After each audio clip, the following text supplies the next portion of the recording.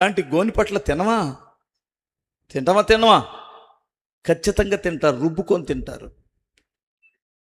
పేపర్లు తినేస్తారు. ఏంటి శాపనార్థాలు పెట్టట్లేదమ్మవు, అర్థమవుతుందా?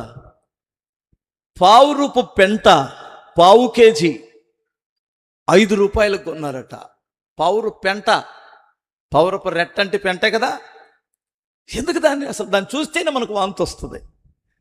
దాన్ని తిన్నారట ఆకలికి తట్టుకోలేక. ఇంకా ఆవు పేడ అయితే దొరకదనుకో, ఎందుకంటే మన దేశంలో ఆవు పంచి కింద అవుతారు. ఆవు పేడ కూడా మరి కొంతమంది తింటారో తినరో తెలీదు.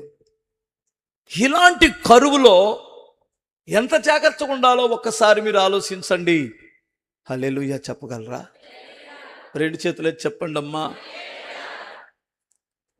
మీ ఇళ్లలో ఎలా ఉంటారో నాకు తెలియదు కానమ్మా, ఇక్కడ మాత్రం అన్నం